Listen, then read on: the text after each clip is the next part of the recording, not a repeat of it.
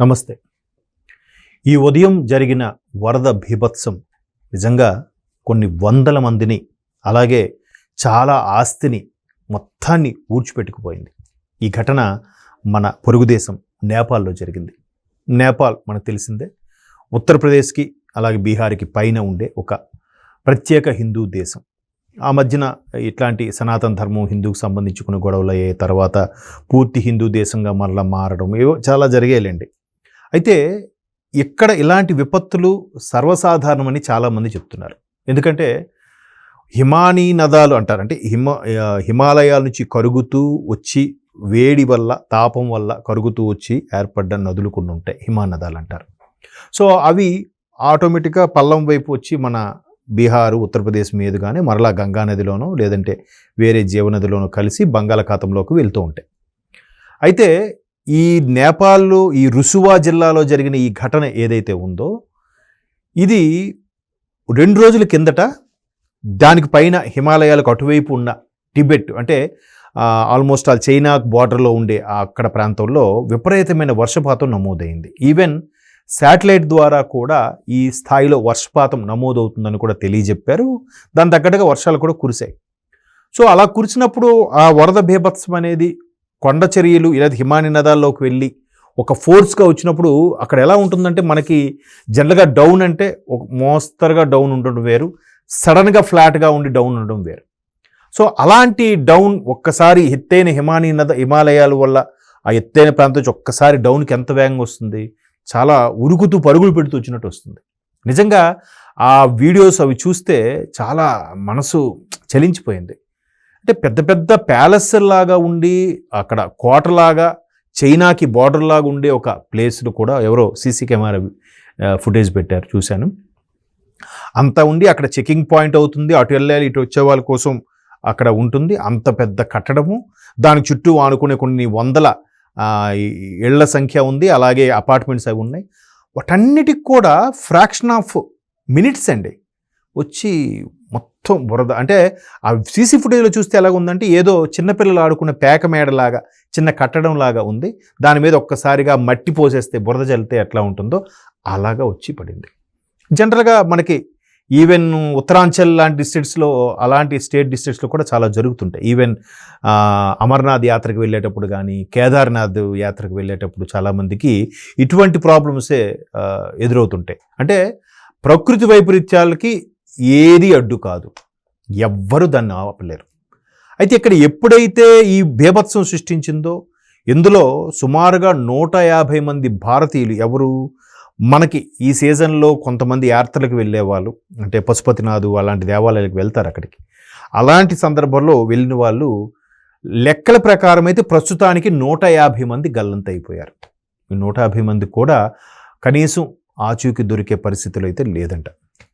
ఇకపోతే విదేశీయులు చాలామంది వేరే వేరే దేశాల నుంచి వచ్చే వాళ్ళు కూడా దగ్గరగా ఒక 250 పైచిలకు వాళ్ళు మిస్ అయ్యారని తెలుస్తుంది.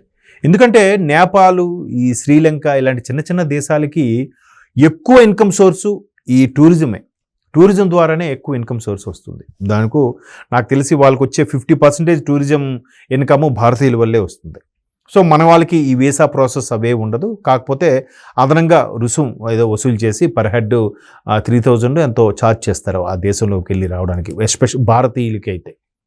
సో అలాంటి ఎక్కువగా భారతీయులు వెళ్ళి దీంట్లో ఈ వరద బీభత్సం వల్ల వాళ్ళకి ఆస్తి నష్టం, ఇప్పుడిప్పుడే చాలా ఇబ్బందుల నుంచి చెప్పాను కదా. ఆ మధ్యన కొంచెం సనాతన ధర్మం హిందూ ధర్మం సంబంధించిన ఇష్యూస్ అవ్వడం, మళ్ళా వెనక్కి వెళ్ళిన నేపాల్ ఆర్థిక పరిస్థితి పుంజుకుంటుంది అనుకున్న టైంలో ఈ బీభత్సం సృష్టించడం చాలా రకాలుగా ఇబ్బంది పడుతున్నారు. అయితే టిబెట్లో జరిగిన బీభత్సం తర్వాత కొండ చర్యల నుంచి లేదంటే ఎత్తైన ప్రాంతం నుంచి నేపాల్కి ఈ విధంగా మంచు కరిగి కానీ లేదంటే వరదల వల్ల కానీ వచ్చే ఇబ్బంది చైనాకు ముందుగా తెలిసినా కూడా ఎందుకు హెచ్చరించలేదు, ఎందుకు చెప్పలేదు అనేది ఒక పురుషోత్తం కేక్లే అని ఒక జర్నలిస్టు తన ఎక్స్లో పోస్ట్ చేశాడు.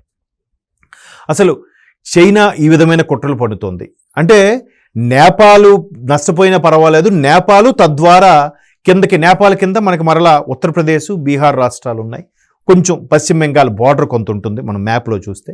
ఈ రాష్ట్రాలు నష్టపోతే భారత్కి నష్టమైతే వాళ్ళకి హ్యాపీ అనే కోణంలో ఉన్నాయి. అందుకనే ఇక్కడ చైనా ఇటువంటి విషయాలు బయటికి ఎంత ప్రాణ నష్టం జరిగినా కూడా వీడు కూడా అమెరికా వాడిలాగే ఆలోచిస్తున్నాడు. ఇది ఎంతవరకు కరెక్టు?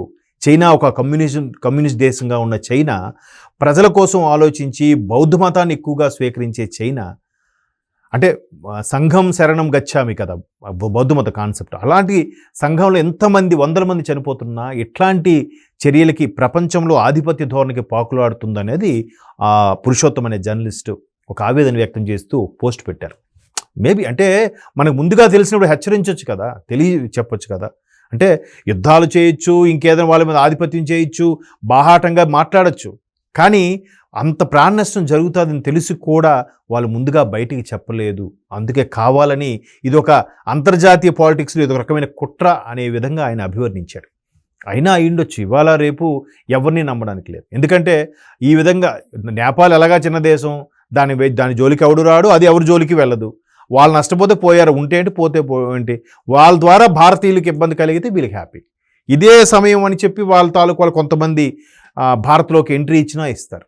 ఎందుకంటే ఇల్లు కాలిపోతుంటే పేలాలు ఏరుకునేవాడు ఒకడు అన్న చందంగా ఇలాంటి సందర్భాల్లోనే చాలామంది ఆ సహాయక చర్యలు ముమ్మరం చేశాం, మేము వచ్చి కాపాడామనే సెన్స్లో వాళ్ళకి సంబంధించిన ఇంటెలిజెన్స్ వాళ్ళకి సంబంధించిన ఐబీ వాళ్ళు, అదే వాళ్ళు సీక్రెట్ ఏజెంట్స్ లాంటి వాళ్ళు ఎంటర్ అయిపోతూ ఉంటారు. ఎందుకంటే మీరు అబ్జర్వ్ చేస్తే నేపాల్ వాళ్ళు కానీ, ఈ 7 సిస్టర్స్ అంటారు ఈశాన్య రాష్ట్రాలు, వీళ్ళు కానీ మ్యాక్సిమం ముఖ కవలికలు ఒకేలాగా ఉన్నట్టుంటాయి.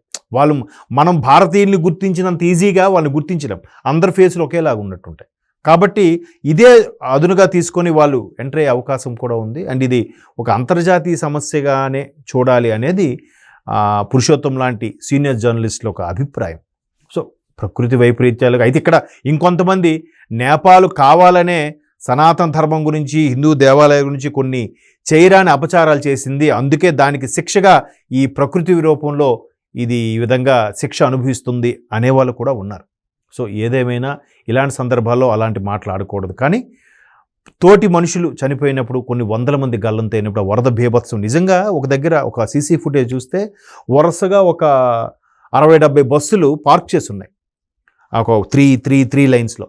ఒకేసారి చిన్నపిల్లల జాతరలో కొన్ని ప్లాస్టిక్ బొమ్మలు నీళ్ళు ఎలా తేలుతాయండి, అలాగా బురదకి ఒక్కసారి ఎగిరిపడి అసలు చాలా భయానకంగా ఉంది. అంటే అంత ఫోర్స్గా వస్తే ఎంత 10 అడుగుల లోతుకు పునాది తీసి కట్టినా కూడా బిల్డింగ్ నిలబడుతుందా?